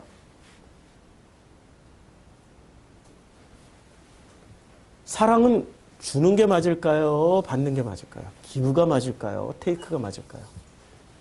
예? 사랑은, 제가 물어볼게요. 사랑은 줄 때 더 행복해져요? 받을 때 더 행복해져요? 역시 엄마들은 그렇게 얘기를 해. 아빠들에게 물어보자고. 아빠는 줄 때 행복해져요? 받을 때 행복해져요? 예? 남자는 놀랍게도 받을 때 행복해진다고 그래. 근데 자세히 보면은 남자들은 모든 시간을 밖에 나가서 돈 벌어다가 누구한테 줘요? 몽땅 다 가족에게 다 주고 내가 줬으니까 준 만큼 나한테 좀 돌려줘. 기브앤테이크가 확실한 존재가 남자예요. 줬으니까 나도 좀 받고 싶어. 그런데 돌려받나요? 아니, 우리 집에 딸내미가 하나 왔어요. 우리 딸내미가 오니까 최영희 성도가 당장에 바뀌었어. 둘이 살 때는 내가 넘버 원이었어. 딸내미가 오니까 넘버 3로 전락하는 거야. 내가 어제 설교 준비하느라고 계속해서 동영상 보고 하는데 조용히 하라고! 자고 있다고! 핸드폰 쓰라고! 계속 그러는 거야. 딸내미 없었을 때는 그런 얘기 안 했거든. 내가 마음껏 틀어놓고 뭐하고 상관이 없었어. 그때는 내가 넘버 원이었으니까. 딸내미가 오니까 세상에 넘버원이 그분이 넘버원이 됐고 최영희 성도가 넘버2가 됐어. 나한테 큰 소리 치기 시작. 딸내미가 있으면 조용히 하라고, 시끄럽다고, 잠 좀 자게 하라고. 오이씨, 그러면은 헤드폰 좀 갖다 줘. 헤드폰 좀 갖다 줘. 그랬더니 안 갖다 줘. 그래서 이 양심에 찔려가지고 그렇지. 결국에는 못하고 그냥 일찍 잤어요. 새벽같이 일어나서 했는데, 사람은 있잖아요. 기브앤테이크라는 거는 이게 기본 법칙이에요. 이게 나쁜 게 아니라니까요. 이걸 통해서 뭐를 확인하냐면 내가 정말로 어떤 사랑을 지금 추구하고 있는지가 보여요. 진짜 사랑은 주는 사랑일까요? 받는 사랑일까요? 아니, 이 관계, 지금 요한복음 기본 틀거리가 이거라고 그랬죠? 주는 사랑일까요? 받는 사랑일까요? 예? 받는 사랑. 그리고 또, give and take. 받았으니 어떻게 해요? 꽃을 피워야죠. 지금 요한복음이 하는 일체형은 주고받는 사랑이에요. 이게 지금 주고받는 사랑이에요. 이럴 때 행복해지는 거예요. 받기만 하는 것도 이기적이야. 주기만 하는 것도 그거 좀 불손해. 목적이 있어. 그거. 분명히 목적이 있어. 주기만 하는 것도. 주고받을 때 행복해진다니까요. 주고받을 때. 자, 근데 주고받을 때 어떤 사람들은 주고받을 수 있지만 어떤 사람은 주고받지를 않아요. 받기만 하든지 주기만 하든지. 일방적이 돼요. 짝퉁이 되는 거죠. 자, 종교는 기본적으로 주라고 가르쳐요? 받으라고 가르쳐요? 짝퉁이죠? 확실히 짝퉁이에요. 우리 교회 다니는 사람들은 어떻게 배워요? 일단 무조건 주라고. 교회 끌고 오라고. 목적이 있죠, 목적이. 무조건 주는데 목적이 있다니까요. 어떤 목사님은 무조건 무슨 사랑하라고 그러고 그런 목사님들 옆에 가지 마세요. 반드시 목적이 있어요. 어떤 목사님 너무 잘해줘. 무조건 주면서 굉장히 잘해줘. 신방도 몇십 번 가버려. 누구 한 번 아프다 하면 몇십 번 가버리고. 우리는 그것을 사랑으로 알고 그 사랑에 감동이 돼가지고 교회 다니기 싫은데 그러는데 교회는 싫은데 기독교는 싫은데 목사님이 좋아서 이렇게 나온다. 나중에 한 10년쯤 지나서 보세요. 자기가 지금 어떤 상태가 돼 있는지. 노예가 돼 있는지 자유인이 돼 있는지. 진리를 알지니 진리가 너희를 자유케 하리라. 요한복음에 지금 다 그런 얘기하고 있는 거예요. 자, 진짜 사랑은 뭐냐 이거죠. 진짜 사랑은 뭘까요? 진짜 사랑은 존재로서 사랑하는 사람이 있고요. 소유로서 사랑하는 사람이 있어요. 근데 존재로서 사랑하는 사람 자꾸 줘요. 존재가 존재니까 자꾸 줘요. 그럼 끝까지 자신을 비워서 내어줘요. 누구에게요? 내 이웃에게. 여기까지는 종교야. 종교 얘기 맞아요? 여기까지는 종교 얘기고 여기까지는 지금 우리 교회 안에서 익숙하게 들었던 얘기예요. 이거 아니거든요. 하나 더 나가야 되거든요. 누구로부터의 존재 욕망이냐라는 거 봐야죠. 뭔가를 소유하면은 소유 욕망이 누구로부터 시작됐냐는 거죠. 존재하고자 하는 욕망이. 이 둘의 관계에 있어서. 이 사람은 왜 존재하려고 그래요? 아니, 나란 인간이 왜 존재하려고 그러냐고요. 존재의 목적이 있을 거 아니에요. 세상이 얻어 터지고 깨지고 망가지고 터지고 깨지고. 어제 영화 하나, 에덴이라는 영화 혹시 찾을 수 있으면 찾아서 보세요. 한국인이 주인공이에요. 헐리우드 영화인데 한국인 가정에 19살 된 딸내미가 납치돼가 실화로 만든 거예요. 실화로만. 딸내미가 납치돼가지고 거기서 곧 또래의 여자애들이 다 납치된 데에서 거기서 훈련을 받고 성매매 현장으로 계속 팔려나가는 그런 영화예요. 와, 거기 나오는 그 여성들의 삶을 보니까 너무너무 비참해. 어디 여기뿐이니까 우리 위안부 할머니들 그 옛날에 50만 명이 가서 50만 명이 가가지고 돌아온 사람이 불과 몇 명 안 돼요. 아니, 뭐, 이렇게 위안부나, 이 징용이나 다 끌려가서 50만 명이 끌려가가지고 10분의 1도 채 못 돌아왔어요. 다 죽임 당했어요, 그냥. 그러니까 매일매일 보는 게 지옥을 보고 살아요. 지옥을 보고 사는 그 사람들의 존재는 무엇 때문에 존재해야 되죠? 자기 때문에 존재할 것 같으면 빨리 죽는 게 최고 좋죠. 자기 때문에. 근데 왜 존재를 하려고 그랬을까요? 왜 끝까지 살아내려고 그랬을까요? 나중엔 죽음이 안 무섭다니까?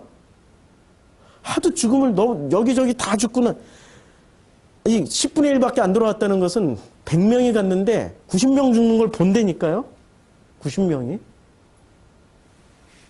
그건 삶과 죽음이 아무 의미가 없어요. 근데 왜 존재를 해야 되죠? 아버지 때문에. 영화 귀향이란 영화 꼭 보세요. 귀향. 이거 그 위안부 소녀 이야기예요. 마지막 순간까지 이 영화는 이거예요. 이 영화는 내용이 이거예요. 첫 장면과 끝 장면이 나비가 되어서 죽었어요. 이 소녀는 죽었는데 나비가 되어서 끝까지 살아남으려고 하다가 죽임 당한 거예요. 끝까지 살아남으려고 했던 그 의지가 뭐냐면, 나는 이렇게 처참하게 망가졌고 처참하게 비참할지라도, 그러나 이 아버지랑 함께 살 때는 아버지가 사가지고 온 이 고무신 하나, 그게 너무 행복했고, 그 아버지랑 엄마랑 같이 밥 먹었던 그 시간이 너무 행복했기 때문에 정말 비참하면 비참할수록 그 시간을 떠올리면서 참고 견디고 이겨내는 거예요. 나는 돌아갈 곳이 있어. 나는 분명히 돌아갈 곳이 있어. 지금 여기는 지옥이지만 그 아버지를 만나기 위해서 나는 존재해야 돼. 나는 존재해야 돼. 존재의 목적이 나였을까요? 아버지였을까요? 우리의 존재의 목적은. 인간에게 출발은 있잖아요? 이기심이 아니에요. 인간에게 출발은 우리는 이 관계로부터 분리되어 있다는 거예요. 우리 속에는 하나님의 형상이 있고 우리 속에는 로고스가 있는 거예요. 이걸 회복하는, 이 관계를 회복하기 위해서 우리가 지금 교회 나오는 거 아니에요? 이 말씀 듣는 거 아니에요? 존재의 목적은 회복하기 위함이에요. 그치요? 회복하면은 로고스가 내 속에서 피어나요. 로고스가 피어난다고요. 사랑의 목적은 뭐예요? 존재합시다예요. 살아내자고요. 살아내면은 로고스가 내 안에서 피어날 때까지 살아내자고요. 그러면 아버지가 우리를 끝까지 섬겨서 당신의 성실하심, 신실하심으로 우리를 끝까지 피어나게 하세요. 그 로고스가 피어나게 하세요. 자, 그러면 우리는 또 소유로 사랑을 생각하는 사람이 있어요. 받아요. 비우지 않고 채우기만 해요. 누구를? 자기 자신만. 요한복음은 요거 기가 막히게 대조해서 보여줍니다. 소유로만 살아가려고 하는 사람들. 끝까지 채워서 그거 다 챙긴 거, 여기서 다 챙긴 거 가지고 아버지께로 가려고 하는 사람들. 어떤 사람들이 있을까요? 위안부로 끌려갔던 사람들이 아니라 어떤 사람들이 유학을 갔어. 그냥 이 사람은 너무 심플해. 유학 가서 성공을 거듭해가지고 이렇게 가지고 가서 이걸 가지고 챙기고 유학 가서 돈도 많이 벌고 사업도 성공하고 엄청나게 챙겨가지고 이렇게 돌아왔어요. 아버지 집에 들어왔어. 그랬더니 온 가족이 다 행복하였더라. 그런 소리 들어봤어요? 놀랍게도 그런 소리 많이 못 들어봤다니까. 행복해지지가 않아요. 자기 만족이었을 뿐이야. 그건 이루었지만 가족끼리 행복해지는 길은 이게 아니라고요. 가족끼리 행복해지는 길은. 비우지 않고 채운, 끝까지 이 사람은 목표로 하는 것을 채우는 거예요. 내 가족, 내 거, 내 것을 다 채웠어. 행복하시냐고요. 거기서 꽃이 피어나냐고요. 아니라니까요. 꽃은 그렇게 피어나는 게 요한복음은 우리가 어떻게 꽃이 피어나게 하는지를 아주 집요하게 얘기를 해줘요. 집요하게. 그 집요하게 얘기를 해주는데, 자, 그 집요하게 얘기를 해주는데 결코 집요하게 반대하는 인간들이 나와요. 누가 나오죠? 등장인물. 끝까지 집요하게 그 꽃을 피우는 것을 말씀하는데 끝까지 이걸 집요하게 반대하는 사람들이 있습니다. 누가 반대를 해줘요? 바리새, 유대인들, 그 다음에 예수 대 바리새, 세례 요한 대 예수. 맞죠? 우리가 이거 공부할 거예요. 구분을 해야 되죠? 예수 대 바리새, 세례 요한 대 예수를. 이게 바로 창세기 1장이라니까 빛과 어둠을 나누고 궁창을 중심으로 물과 물을 나누고 나눠야 우리가 구분을 할 거 아니에요. 나눠야. 자, 구별과 구분해서 하나임으로 가는 거죠. 그럼 구약 성경을 제가 지난 시간 내내 설명했던 게 뭐냐면 요한복음은 놀랍게도 구약 성경을 기반으로 해서 써나간 책이에요. 철저하게 요한복음 구약 성경을 기반해서 썼어요. 구약 성경. 요한복음 첫 시작에 가장 많이 기반으로 썼던 성경은 어떤 성경일까요? 창세기하고 또 레위기죠, 레위기. 레위기는 계속 구분하잖아요. 더러운 거, 가죽과 똥과 내장과 그 기름덩어리 이런 거 다 구분해내잖아요. 레위기 내내 지겹게 반복하는 게 그거잖아요. 일단 죽여. 그 다음에 가죽을 벗겨. 그 다음에 가죽에서 살과 기름을 또 분리를 해. 그리고 그 내장을 또 분리를 해내. 그럼 내장에서 똥을 다 빼내가지고 똥과 내장을 또 분리를 해. 다 분리한 다음에 어떻게 하죠? 태워서 어떻게 돼요? 아니 몽땅 이런 게 분리가 됐던 것들이 다 타면 어떻게 돼요? 아니 재로 하나가 된다니까. 그냥 연기로 하나가 돼요. 연기로 하나가 되니까. 레위기의 핵심은 분리지만 또 다른 핵심은 하나님이에요, 그냥. 그러니까 요한복음은 이것을 기가 막히게 갖다 쓰고 있습니다. 요한복음은. 이제 이것을 앞으로 계속 공부할 거예요. 자, 그러면 이제 이 요한복음에 오늘 공부해야 될 첫 번째가 뭐냐면 이거예요. 함께라고 번역한 프로스에 대한 해석인데요. 이걸 요한복음 1장 제가 찾아놨어요. 요한복음 1장 1절에 태초에 말씀이 계시니라 이 말씀이 하나님과 함께 계셨으니라고 할 때 이 함께라는 단어가 프로스입니다. 요 단어가 프로스예요. 이 프로스를 함께라고 번역을 했어요. 자, 왜 함께라고 번역했냐면은 태초에라고 똑같아요. 태초에라고 말씀드린 신성성을 부여하기 위해서 함께라고 번역한 거예요. 근데 이걸 함께라고 번역할 수 있는 단어일까? 라고 한번 생각해 보면 결코 그렇지가 않아요. 함께라고 번역할 수가 없는 단어예요. 자, 원칙은 있잖아요. 이 프로스라는 단어는 원칙은 무엇을 향해서 라는 방향성을 가진 전치사예요. 그래서 사전을 찾아보니까 프로스는 이렇게 쓰여져야 돼요. 어디에서부터 무엇을 향하여. 프로스는 기본으로 전치사이며 1. 어떤 장소에서부터 동작을 나타내는 무엇 쪽에서부터 from the side of. 그러니까 어디 쪽에서 어디에서 출발해서 어디로 가는 쪽이에요. 그 다음에 장소의 근접을 나타내는 영어 at. 그러니까 무엇에서 어떤 장소를 향한 동작을 나타내는 무엇을 향해서 toward나 to로. 이렇게 번역이 되는 게 프로스예요. 그런데 함께라고 번역하는 이 느닷없는 함께. 그래가지고 오늘 새벽에 일어나가지고 이걸 프로스를 다 찾아봤어요. 과연 함께라고 몇 군데나 번역이 돼 있을까? 프로스라는 단어가 굉장히 많이 나왔어요. 성경에 굉장히 많이 나왔는데 이 함께라고 번역이 된 게 불과 몇 군데가 안 돼요. 대부분은 뭐라고 번역이 돼 있을 것 같아요? 아까 전치사처럼 어디에게 향해서 to나 toward나 어디 전치사 at나 from으로 해석이 됐어요. 마태복음은 말할 것도 없고 마가복음 말할 것도 없고 요한복음 보자고요. 요한복음에서 정말로 그렇게 번역을 해놨는지 이게 지금 요한복음 넘었나요? 마가복음. 자, 누가복음.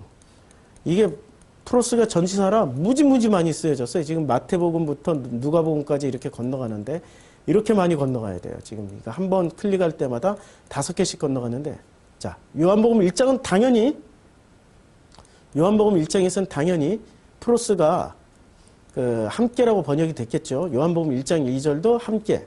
이 박스 안에가 보이시죠? 함께. 요한복음 1장 19절. 함께라고 번역이 됐습니까? 에게. 투로 번역이 됐어요.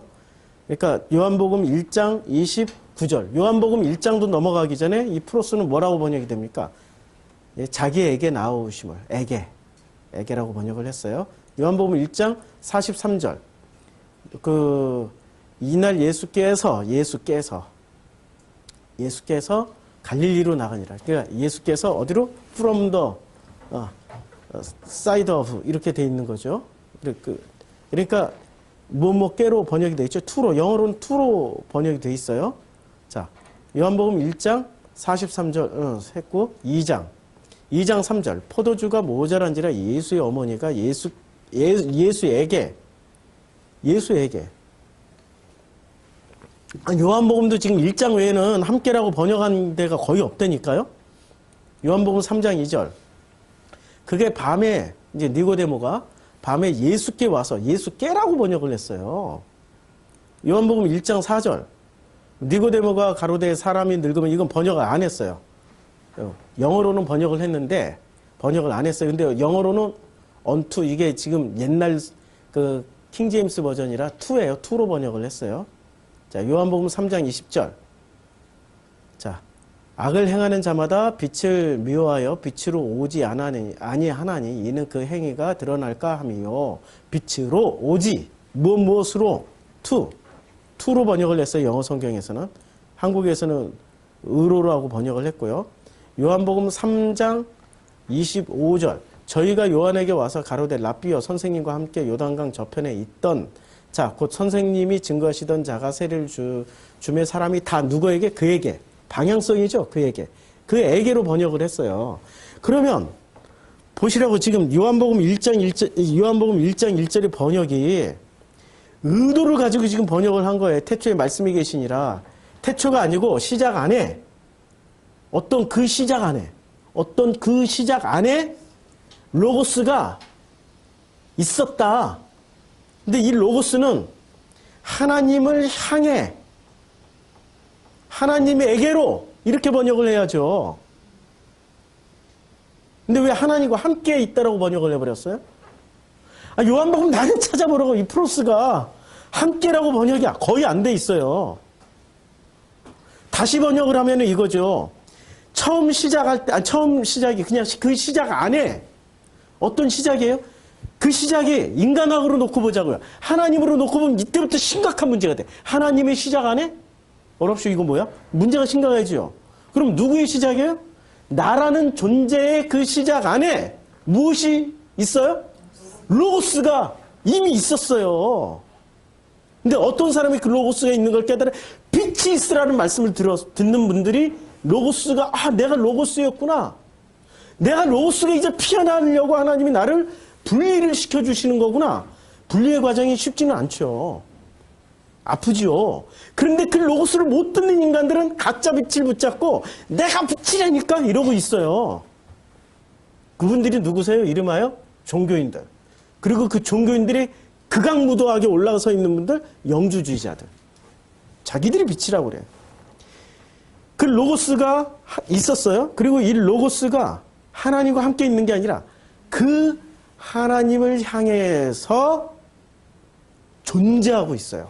아니면 그 하나님에게로 존재하고 있어요. 방향성이니까. 맞죠? 이제까지 번역한 대로 방향성으로. 그럼 확실히 뭐가 달라지죠? 뭐가 달라져요?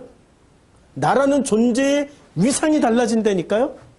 우리는 분리되어 있기 때문에 어떻게 가야 돼요? 이 분리되어 있는 존재는 하나님과 함께 분리가 되어 있는 존재는 하나님에게로 가게 되어 있단 말이에요. 이게 본향이에요. 이게 그 나비가 되어서 날아갔던 그 아버지와 함께 밥 먹던 어머니와 함께 그것 때문에 이 땅에 이 험악한 끌려가서도 그 비참한 삶을 살아내게 만든 힘이란 말이에요. 살아내시라니까요. 그래서 이 방향성을 가지는 게 중요한 거죠. 그렇죠? 만약에 이 방향성으로 안 하고 그대로 함께라고 번역하면 어떻게 될까요? 그냥 함께. 함께 이미 하나가 됐어. 함께. 이미 하나가 됐어. 그러면 창조주의 능력이 나타나야 되잖아요. 창조주의 마음처럼 행복해야 되잖아요. 안식에 들어가 있어야 되잖아요. 증거물을 내보라고, 증거물을. 연극, 가면 벗고, 가면 쓰시지 말고, 껍데기를 벗고 좀 증거물을 내놓으라고. 안 되잖아. 도저히 안 되잖아. 그게 안 되잖아요.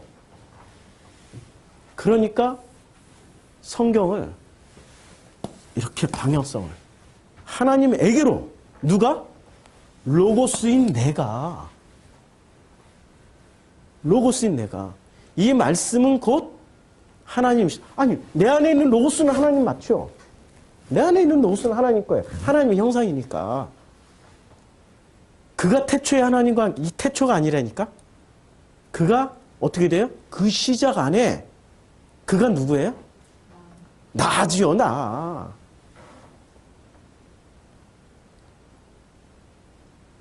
그가 나예요.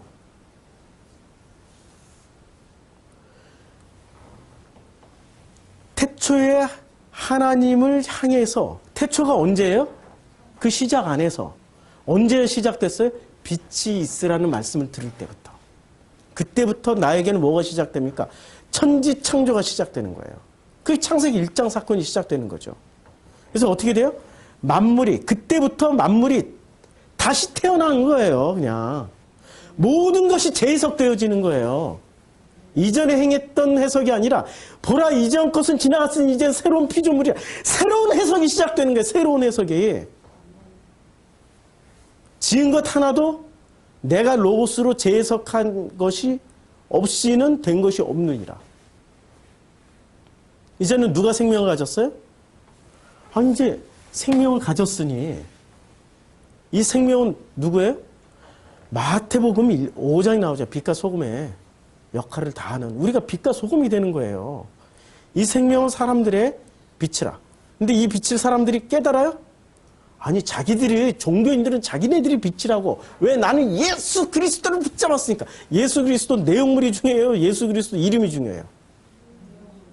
내용물을 붙잡아야죠. 왜 이름만 붙잡고 자기 예수 다 한다라고 그래? 우리 월요 성서학당을 들어보시라고요. 내용물이 중요한지 아니면은 예수라는 이름이 중요한지. 제가 월요 성서학당 5번째에서 제가 고백했잖아요. 왜 아프리카를 떠나야만 했는지. 예수 몰랐다니까요. 나는 안다라고 착각을 했었어요. 그때 빛이 오더라도 내가 그 빛을 잡았을까요? 로고스를 잡았을까요? 못 잡죠. 내가 붙잡은 그 빛이 진짜 빛이라고 생각을 하고 있었는데 어떻게 붙잡아요? 그게 떠나가야 진짜 빛을 잡는 거 아니에요. 그렇죠? 월요 성서학당 오시면 도움 많이 받습니다.